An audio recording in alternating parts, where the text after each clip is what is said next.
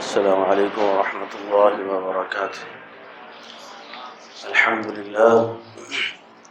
نحمده ونستعینه ونستغفره ونؤمن به ونتوکل علیہ ونعوذ باللہ من شرور انفسنا ومن سیئات اعمالنا من يهده اللہ فلا مضل له ومن يضلل فلا هادی له۔ أشهد أن لا إله إلا الله وحده لا شريك له وأشهد أن محمدا عبده ورسوله من يطع الله ورسوله فقد رشد واهتدى ومن يعص الله ورسوله فقد ضل وغوى أما بعد فإن أصدق الكلام كلام الله وأحسن الهدي هدي محمد صلی اللہ علیہ وآلہ وسلم۔ اما بعد فقد قال اللہ تبارک وتعالی اعوذ باللہ السمیع العلیم من الشیطان الرجیم من ہمزہ ونفخہ ونفثہ بسم اللہ الرحمن الرحیم یا ایہا الذین آمنوا اذکروا اللہ ذکرا کثیرا وسبحوہ بکرۃ وأصیلا۔ شیخ صاحب نے پہلے یہ فرما دیا ہے کہ جلسے کا مزاج اور ہوتا ہے اور شب تربیت کا مزاج اور ہوتا ہے، اور ساتھ ساتھ انہوں نے آپ کے سامنے 3 ایسے کام بھی ذکر کیے ہیں۔ میں بھی اسی سلسلہ کو آگے بڑھاتا ہوں۔ جس طرح انہوں نے فرمایا کہ زبان کی حفاظت یہ بہت ضروری ہے۔ رسول اللہ صلی اللہ علیہ وسلم کا فرمان ہے کہ 2 چیزیں جو ہیں اخفہما، ہلکی بہت ہیں لیکن میزان میں جب ان کو تولا جائے گا، ان کا وزن کیا جائے گا تو بہت بھاری ثابت ہوں گی۔ ایک فرمایا طول الصمت، لمبی خاموشی، یعنی خاموش رہنا کوئی عبادت نہیں ہے، لیکن جو انسان خاموش رہتا ہے وہ بہت سی لغزشوں اور غلطیوں سے محفوظ رہتا ہے۔ اس لیے اللہ تبارک و تعالی کل قیامت کے دن اس کی خاموشی کو بھی ایک عمل بنا کر تولیں گے اور اس کے نام اعمال میں اضافہ نصب کریں گے۔ اس لیے اگر قرآن اور احادیث کا غور سے مطالعہ کیا جائے تو یہ بات سمجھ میں آتی ہے، فرائض کے بعد جس عمل کو سب سے زیادہ اہمیت حاصل ہے، فوقیت حاصل ہے، وہ اللہ تبارک و تعالیٰ کا ذکر ہے۔ اللہ کا ذکر یہ اللہ تبارک و تعالیٰ کے عذابوں سے نجات کا سبب بھی بنتا ہے۔ رسول اللہ صلی اللہ علیہ وسلم کا فرمان ہے ما عمل آدمی عملا انجا له من عذاب اللہ من ذکر اللہ تعالی، کہ آدم کا بیٹا کوئی بھی عمل کر لے، کتنے بھی اچھے احسن اعمال کرتا رہے، لیکن اللہ کے عذاب سے اس کو بچانے والا، اللہ کے عذابوں سے اس کو نجات دلانے والا سب سے اہم اور بہترین عمل جو ہے وہ اللہ تبارک و تعالیٰ کا ذکر ہے۔ آپ دیکھیں معاشرے کے اندر کہ ایک ایسا مرض اور ایسی وبا پھیلی ہوئی ہے، اور اس سے نجات کا ایک ہی راستہ ہے کہ ہم اللہ تبارک و تعالیٰ کے ذکر کو اپنا معمول بنائیں، اللہ تبارک و تعالیٰ کا ذکر کثرت سے کیا کریں۔ اس کے اندر بڑی سماحت ہے، بڑی بلاغت ہے اللہ تبارک و تعالیٰ کے ذکر کے اندر۔ اس سے بڑا اعزاز اور کیا ہو سکتا ہے؟ رسول اللہ صلی اللہ علیہ وسلم نے فرمایا، اللہ تبارک و تعالیٰ فرماتے ہیں کہ میں اپنے بندے کے ساتھ اس کے گمان کے مطابق فیصلہ فرماتا ہوں۔ جب بندہ مجھے ایک مجلس کے اندر بیٹھ کر یاد کرتا ہے تو میں بھی اس کو مجلس کے اندر بیٹھ کر یاد کرتا ہوں۔ بندہ مجھے اپنے دل میں یاد کرتا ہے، میں بھی اس کو علیحدہ بیٹھ کر یاد کرتا ہوں۔ اس سے بڑی اس انسان کی خوش نصیبی اور کیا ہو سکتی کہ ایسے مجلس کے اندر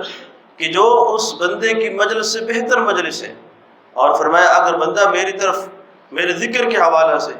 مجھے یاد کرنے کے حوالہ سے ایک بالش چل کر آتا ہے، اللہ تبارک و تعالیٰ فرماتے ہیں میں ایک ہاتھ چل کر اس کی طرف جاتا ہوں۔ جو ایک ہاتھ چل کر جاتا ہے، فرمایا میں اس کی طرف 2 ہاتھ چل کر جاتا ہوں۔ اور فرمایا کوئی انسان میری طرف آہستہ آہستہ ٹہلتے ہوئے چل کر آتا ہے تو میں دوڑ کر اس کی طرف جاتا ہوں۔ اس سے بڑی اور وسعت کیا ہوتی ہے؟ اور یہ اللہ تبارک و تعالیٰ کا ذکر جو ہے اس کو اتنا معمولی نہیں سمجھنا چاہیے۔ رسول اللہ صلی اللہ علیہ وسلم نے فرمایا کہ جو شخص آیت الکرسی کو پڑھ لیتا ہے، آیت الکرسی کتنی فضیلت ہے، اللہ تبارک و تعالیٰ اس کو ایک مخلوق کی شکل میں پیدا فرما لیتے ہیں۔ ان لہ لسان و شفتین، اللہ تبارک و تعالیٰ اس آیت الکرسی کو ایک زبان اور 2 ہونٹ عطا کر دیتے ہیں، اور یہ پھر عند قائمۃ العرش تقدسو، اللہ تبارک و تعالیٰ کی تقدیس بیان کرتی ہے، اللہ کی تعریفیں بیان کرنا شروع کر دیتی ہے۔ اللہ تبارک و تعالیٰ کے عرش کے پائے کے قریب جا کر یہ آیت الکرسی جو ہم اپنی زبان سے الفاظ نکالتے ہیں، اللہ اس کو ایک مخلوق کی شکل میں پیدا کر دیتے ہیں، اور پھر یہ اللہ کی تقدیس بیان کرتی ہے۔ یہ اس بندے کے لیے کتنی اعزاز کی بات ہے، کتنی خوش نصیبی کی بات ہے کہ اس نے اپنی زبان سے کلمات پڑھ دیے، اللہ تبارک و تعالیٰ نے اس کو ایک مخلوق کی شکل میں پیدا فرما دیا۔ میں آپ کے سامنے صرف ایک ذکر، اس کی فضیلتیں بیان کروں گا۔ 2-4 احادیث میرے ذہن میں آئی ہیں، آپ جب بھی وہ ذکر کریں سن کر اس کو یاد بھی کریں، اور جب بھی وہ ذکر کریں تو آپ ذہن میں وہ تمام فضائل رکھیں جو اس ذکر کے بدلے میں اللہ تبارک و تعالیٰ اپنے بندے کو عطا کرتے ہیں۔ وہ نعمتیں اپنے ذہن میں رکھ کر اپنے رب سے سوال کریں کہ یا رب العالمین یہ نعمت بھی مجھے عطا کر دے، اس ذکر کے بدلے میں یہ نعمت بھی مجھے عطا کر دے، جو کچھ تو نے اپنے نبی صلی اللہ علیہ وسلم کی زبان پر وعدے کیے ہوئے ہیں، اے اللہ تمام وعدے میرے دامن کے اندر بھی ڈال دیں۔ وہ ذکر ذہن میں رکھیں، یاد کریں۔ سب ساتھیوں کو آتا بھی ہوگا، لیکن اس کو سمجھ کر اور اچھے انداز میں اس کو سنیں اور اس کو یاد کرنے کی کوشش کریں۔ وہ ذکر سبحان اللہ والحمد للہ لا الہ الا اللہ واللہ اکبر، کیونکہ پہلے شیخ صاحب نے یہ فرما دیا ہے کہ یہ تربیت کے حوالہ سے ہے، تو تربیت شب تربیت میں کچھ آپ ایسی چیزیں لے کر جائیں کہ جو پہلے نہیں ہیں، اور آپ اپنی تربیت کریں، ان چیزوں کو اپنے اندر نافذ کرنے کی کوشش کریں، ان کو اپنا معمول بنانے کی کوشش کریں۔ رسول اللہ صلی اللہ علیہ وسلم نے فرمایا کہ جو شخص یہ کلمات پڑھتا ہے سبحان اللہ والحمد للہ لا الہ الا اللہ واللہ اکبر، فرمایا بندہ جب پڑھ رہا ہوتا ہے اس کے قریب ایک فرشتہ کھڑا ہوتا ہے، فقبضہن الملک، رسول اللہ صلی اللہ علیہ وسلم نے فرمایا جیسے ہی یہ بندہ اپنے منہ سے یہ کلمات نکالتا ہے، یہ 4 کلمات، فقبضہن الملک، رسول اللہ صلی اللہ علیہ وسلم نے فرمایا کہ فرشتہ ان 4 کلمات کو اپنی مٹھی کے اندر مضبوطی سے پکڑ لیتا ہے، مضبوطی کے ساتھ قبض کر لیتا ہے، مضبوطی کے ساتھ ان کو اپنے ہاتھ میں پکڑ کر فوضعہن تحت جناحہ، رسول اللہ صلی اللہ علیہ وسلم نے فرمایا پھر وہ فرشتہ ان کلمات کو اپنے پروں کے نیچے چھپا لیتا ہے، ثم یصعد الی السماء، پھر وہ فرشتہ یہ کلمات لے کر آسمان کی طرف چڑھتا ہے، اور آسمان میں جگہ جگہ فرشتوں کی جماعتیں موجود ہوتی ہیں۔ یہ فرشتہ جب جا رہا ہوتا ہے، رسول اللہ صلی اللہ علیہ وسلم نے فرمایا وما يمر على جمع الملائکہ الا استغفروا له، کہ جو فرشتہ جب ذکر لے کر جا رہا ہوتا ہے تو اس فرشتوں کی جماعتیں اس فرشتے کو پہچان لیتے ہیں کہ یہ کسی نہ کسی بندے کا ذکر لے کر آ رہا ہے، کسی کے کلمات لے کر آ رہا ہے۔ رسول اللہ صلی اللہ علیہ وسلم نے فرمایا وہ اللہ تبارک و تعالیٰ کے سامنے فرشتے دعا کرنے لگ جاتے ہیں، اللہم اغفر لہ، اللہم اغفر لہ، اللہم اغفر لہ،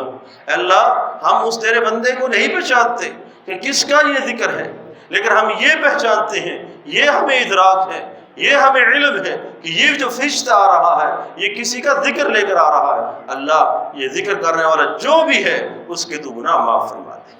اس کی بخشش فرما دے، اللہم اغفر لہ، یہ دعا کرتے ہیں۔ رسول اللہ صلی اللہ علیہ وسلم نے فرمایا پھر فرشتہ آگے جاتا ہے، ثم یحیی بہن وجہ الرحمن، پھر یہ فرشتہ یہ کلمات سبحان اللہ الحمد للہ لا الہ الا اللہ واللہ اکبر ان کلمات کو اللہ تبارک و تعالیٰ کے چہرے کے سامنے جا کر ہدیے کے طور پر، تحفے کے طور پر پیش کر دیتا ہے کہ یا اللہ یہ تیرے فلاں بندے کی طرف سے تیرے لیے یہ ہدیہ ہے، یہ تحفہ آیا۔ کتنی بابرکت یہ کلمات ہیں، کتنے فضیلت والے یہ اعمال ہیں۔ اللہ تبارک و تعالیٰ کا وہ چہرہ کہ جو نور کے پردوں سے ڈھکا ہوا ہے، اللہ تبارک و تعالیٰ اگر اس پردے کو ہٹا دے، اللہ تبارک و تعالیٰ اپنے چہرے کی تجلی اس زمین پر ڈال دے تو پوری کائنات جل کر بھسم ہو جائے۔ لیکن یہ کلمات فرشتہ بڑی طاقت کے ساتھ لے کر وہاں پہنچتا ہے اور بندے کی طرف سے ہدیہ پیش کرتا ہے۔ ان کلمات کو معمولی نہیں سمجھنا چاہیے، ان کی بہت سے فضائل۔ رسول اللہ صلی اللہ علیہ وسلم ایک دن بیٹھے ہوئے تھے، ایک آنے والا آ کر کہا، اے اللہ کے رسول صلی اللہ علیہ وسلم، میرا حافظہ کمزور ہو گیا ہے، زبان موٹی ہو گئی ہے، زیادہ اعمال نہیں کر سکتا، آپ مجھے کچھ ایسا وظیفہ سکھا دیں، ایسے کلمات سکھا دیں کہ میں ان کی وجہ سے اپنے رب کی تعریف کرنا شروع کر دوں، اللہ تبارک و تعالیٰ کی تعریفیں شروع کر دوں۔ رسول اللہ صلی اللہ علیہ وسلم نے اس کو کہا، اپنے ہاتھ کو ایسے کھولا، اپنی انگلیوں پر شمار کرنا چاہا۔ رسول اللہ صلی اللہ علیہ وسلم نے کیا فرمایا کہ تم کہہ دیا کرو سبحان اللہ والحمدللہ لا الہ الا اللہ واللہ اکبر۔ کہنے لگا اللہ کے رسول آپ جلدی نہ کریں، مجھے بھی پڑھ لینے دیں، مجھے بھی ادا کر لینے دیں۔ تو انہوں نے، اس صحابی نے بھی اپنے ہاتھ کو ایسے کھولا اور پڑھنے لگا سبحان اللہ الحمدللہ لا الہ الا اللہ واللہ اکبر۔ تو وہ تھوڑی دور چلا گیا، پھر واپس آتا ہے، کہنے لگا اللہ کے رسول صلی اللہ علیہ وسلم یہ سارے کلمات جو ہیں یہ تو اللہ کے لیے ہیں، سبحان اللہ بھی اللہ کے لیے ہیں، الحمدللہ بھی اللہ کے لیے ہیں، لا الہ الا اللہ بھی اللہ کے لیے ہیں، اللہ اکبر بھی اللہ کے لیے، فما لی میرے لیے کیا، مجھے بھی تو کچھ چاہیے، میں تو اپنے لیے مانگنے کے لیے آیا تھا، مجھے بھی اپنے گناہوں کی بخشش چاہیے، مجھے کل قیامت کے دن عزت چاہیے، اللہ کے رسول میرے لیے بھی کچھ فرما دے۔ رسول اللہ صلی اللہ علیہ وسلم نے فرمایا کہ پھر لے لو۔ آپ نے دوسرا اپنا ہاتھ بار کھول کر کیا فرمایا، تو کہہ دیا کرو ان کلمات کو پڑھنے کے بعد، اللہم اغفر لی وارحمنی وہدینی وارزقنی، اے اللہ میرے گناہ معاف فرما دے، اے اللہ مجھ پر رحم فرما، میں رحم کے قابل ہوں، اے اللہ مجھے ہدایت دے دے، اے اللہ مجھے خزانے عطا کر دے، مجھے رزق دے دے۔ رسول اللہ صلی اللہ علیہ وسلم فرماتے ہیں، صحابہ فرماتے ہیں، اس نے پھر یہی کہا، اے اللہ کے رسول صلی اللہ علیہ وسلم آپ جلدی نہ کریں، میں بھی پڑھ لوں۔ تو پھر وہ اپنے ہاتھوں پر وہ بھی اس طرح شمار کرتا ہے، اللہم اغفر لی وارحمنی وہدینی وارزقنی، اپنی دونوں مٹھیوں کو بند کر، حدیث کے الفاظ ہیں، بڑی خوشی سے رسول اللہ صلی اللہ علیہ وسلم کی مجلس سے رخصت ہو کر جا رہا ہے۔ تو رسول اللہ صلی اللہ علیہ وسلم نے کیا فرمایا، اما ھذا، او صحابہ یہ بابا جی آئے تھے تھوڑی دیر کے لیے، لیکن ایسے خالی ہاتھ، خالی مٹھیاں بند کر کے نہیں جا رہے، فملا یدیہ بخیر، یہ اپنی دونوں ہاتھوں کے اندر خیر کے خزانے لے کر جا رہے ہیں، یہ خیر کے خزانے لوٹ کر جا رہے ہیں، خالی ہاتھ نہیں جا رہے۔ تو اس لیے سبحان اللہ والحمدللہ لا الہ الا اللہ واللہ اکبر یہ معمولی کلمات نہیں ہیں، بڑا ان کے فضائل ہیں، بڑی برکات ہیں۔ رسول اللہ صلی اللہ علیہ وسلم ایک دن صحابہ کے اندر بیٹھے ہوئے تھے، فرمایا خذو جنتکم، اور صحابہ اپنی ڈھال کو پکڑ لو۔ حدیث کے الفاظ ہیں، صحابہ فرماتے ہیں ہم میں سے صحابہ ادھر ادھر ہاتھ مارنے لگے کہ ڈھال کو پکڑیں، اور کچھ صحابہ نے کہا هل من عدو حضر، اللہ کے رسول صلی اللہ علیہ وسلم کیا دشمن حاضر ہو رہا ہے، کیا ابھی دشمن حملہ کرنے والا ہے؟ رسول اللہ صلی اللہ علیہ وسلم نے فرمایا نہیں، تم وہ ڈھال، میں نے کہا کہ وہ ڈھال پکڑ دو جو تمہیں جہنم سے بچائے گی۔ صحابہ فرماتے ہیں اللہ کے رسول صلی اللہ علیہ وسلم ہم دنیا کے اندر جو دشمن دنیا کا دشمن ہے اس کے مقابلے میں اس کا وار روکنے کے لیے ڈھال استعمال کرتے ہیں، اس ڈھال کو تو ہم پہچانتے ہیں۔ اللہ کے رسول صلی اللہ علیہ وسلم ہمیں یہ پتہ نہیں ہے کہ جہنم سے بچنے کے لیے کون سی ڈھال ہے، کون سی ڈھال استعمال کریں۔ تو رسول اللہ صلی اللہ علیہ وسلم نے کیا فرمایا کہ یہ کلمات پڑھ دیا کرو، اللہ تمہیں جہنم سے بچا دے گا، یہ جہنم کے مقابلے میں ڈھال کے کام آئیں گے۔ سبحان اللہ الحمدللہ لا الہ الا اللہ واللہ اکبر۔ رسول اللہ صلی اللہ علیہ وسلم نے فرمایا کہ یہ چار کلمات ایسے ہیں، ہن من القرآن، یہ قرآن سے ہیں۔ اور دوسری حدیث میں رسول اللہ صلی اللہ علیہ وسلم نے یہ بھی فرمایا کہ جو شخص ایک حرف پڑھتا ہے اللہ تبارک و تعالیٰ اس کے بدلے میں اس کو 10 نیکیاں عطا کرتے ہیں۔ تو یہ کتنے کلمات ہیں، کتنے حروف جمع ہو جاتے ہیں، ہر ایک حرف کے بدلے 10 نیکیاں ملیں گی۔ اور رسول اللہ صلی اللہ علیہ وسلم نے فرمایا کہ میں ایسے کلمات میں جانتا ہوں اور میں ان کو پڑھوں، میں اس چیز مجھے یہ پسند ہے کہ احب الی مما طلعت علیہ الشمس، کہ جہاں جہاں سورج کی کرنیں جاتی ہیں ان سب چیزوں سے، ان سب خزانوں سے بہتر مجھے وہ کلمات ہیں۔ اس کا معنی یہ ہوا کہ اگر آپ کو کسی بھی انسان کو بر و بحر کے تمام خزانے عطا کر دیے جائیں، زمین کے سارے خزانے، سمندروں کے سارے خزانے اس کے حوالے کر دیے جائیں، لیکن دنیا کے اندر ایسا کوئی شخص نہیں ہے کہ جس کے پاس بر و بحر کے سارے خزانے ہوں۔ رسول اللہ صلی اللہ علیہ وسلم نے فرمایا اگر مل بھی جائیں تو ان سے بہتر، ان خزانوں سے افضل کچھ کلمات ہیں کہ وہ میرے نزدیک سب سے زیادہ محبوب ہیں، وہ یہی کلمات ہیں سبحان اللہ، الحمدللہ، لا الہ الا اللہ، واللہ اکبر۔ فرمایا یہ ایسے کلمات ہیں، یہ اللہ تبارک و تعالی نے ان کو اتنی فضیلت سے اور اتنی برکات سے مالا مال فرمایا ہوا ہے۔ فرمایا کہ یہ کلمات الباقیات اور معقبات ہیں، باقیات بھی ہیں، ہمیشہ رہنے والے ہیں، اور فرمایا معقبات مجنبات مقدمات ہیں، کہ کل قیامت کے دن جب انسان سفر کر رہا ہوگا، اللہ تبارک و تعالی محفوظ فرمائے اس دن کی شرمندگی سے، اس دن کی ہولناکیوں سے۔ رسول اللہ صلی اللہ علیہ وسلم نے فرمایا سامنے جہنم کھڑی ہوگی، ہر طرح کے مجرموں کو دیکھ رہی ہوگی، ہر طرح کا مجرم، ہر طرح کا باغی اس جہنم کے سامنے ہے، اور جہنم چنگاریاں پھینک رہی ہے۔ اللہ تبارک و تعالیٰ قرآن کے اندر فرماتے ہیں کہ وہ اس طرح غصے میں آ جائے گی، تکاد تمیز من الغیظ، کہ وہ غصے سے پھٹنے کے قریب آ جائے گی۔ وہ مجرموں کو دیکھ رہی ہوگی کہ یہ فلاں مجرم ہے، یہ فلاں مجرم ہے، اس نے فلاں غلطی کی ہے، اب ان کو میں اٹھا کر اپنا لقمہ بنا لوں، اپنے پیٹ کے اندر داخل کر لوں۔ اور فرمایا کہ وہ جہنم، اس کی چنگاریاں، اس کے شعلے اتنے بڑے ہوں گے، ترمی بشرر کالقصر، فرمایا اس کے شعلے جس طرح بادشاہوں کے محلات ہوتے ہیں، اتنی بڑی بڑی اس جہنم کی چنگاریاں ہوں گی، لیکن یہ انسان، یہ شخص بڑے اطمینان سے جا رہا ہوگا۔ یہ کلمات مقدمات کبھی اس کے آگے ہوں گے، مقدمات مؤخرات کبھی اس انسان کے پیچھے ہوں گے، مجنبات کبھی اس کے پہلو در پہلو، کبھی دائیں کبھی بائیں طرف اس کی حفاظت کرتے ہوئے جا رہے ہوئے کہ کہیں اس کو شعلہ نہ لگ جائے، کہیں اس کو جہنم کی کوئی چنگاری نقصان نہ پہنچا دے، اس کو بڑے اطمینان سے وہ سفر کروا دے۔ یہ معمولی کلمات نہیں ہیں، یہ بڑے وزنی کلمات ہیں، ان کو سیکھیں، ان کو سمجھیں اور اپنے معمولات کے اندر شامل کریں۔ رسول اللہ صلی اللہ علیہ وسلم نے فرمایا کہ یہ ایسی کلمات ہیں، یہ علامہ البانی رحمہ اللہ تعالی وہ فرماتے ہیں کہ اس حدیث کی صحت کے بارے میں مجھے پہلے شک تھا، ایک راوی اس کے حالات میرے سامنے معلوم نہیں تھے، جب مجھے یہ معلوم ہوا اس راوی کے حالات کہ وہ ثقہ ہے، محدثین نے اس کو ثقہ ثابت کیا ہے، فرماتے میں اسی دن سجدے میں گر گیا، بڑا لمبا سجدہ کیا، بڑا طویل سجدہ کیا، کہ وہ ہے کیا چیز؟ فرمایا کہ رسول اللہ صلی اللہ علیہ وسلم نے فرمایا یہ کلمات جو ہیں یہ بندے اور اللہ تبارک و تعالیٰ کے درمیان ایک مکالمہ ہے۔ بندہ کہتا ہے سبحان اللہ، اللہ تبارک و تعالیٰ فرماتے ہیں صدقتا، اے میرے بندے جو تو کچھ کہہ رہا ہے اپنے اس قول کے اندر، اپنے اس کہنے کے اندر، اپنے اس بول کے اندر سچا ہے، جو تو نے میری تعریف کی ہے تو سچا ہے۔ بندہ کہتا ہے الحمدللہ، اللہ تبارک و تعالیٰ فرماتے ہیں صدقتا، اے بندے تو سچ کہہ رہا ہے، جو کچھ کہہ رہا ہے تو سچ کہہ رہا ہے۔ بندہ کہتا ہے لا الہ الا اللہ، اللہ تبارک و تعالیٰ فرماتے ہیں صدقتا۔ بندہ کہتا ہے اللہ اکبر، اللہ تبارک و تعالیٰ فرماتے ہیں صدقتا۔ پھر اس کے بدلے میں جب بندہ یہ کہتا ہے وہی کلمات جو اس اعرابی کو رسول اللہ صلی اللہ علیہ وسلم نے سکھائے تھے، اللہم اغفر لی وارحمنی واہدنی وارزقنی، جب بندہ ان کلمات کے بعد یہ کہتا ہے اللہم اغفر لی، اے اللہ مجھے معاف فرما دے، اللہ تبارک و تعالیٰ فرماتے ہیں قد جعلت، بندے میں نے تجھے معاف کر دیا۔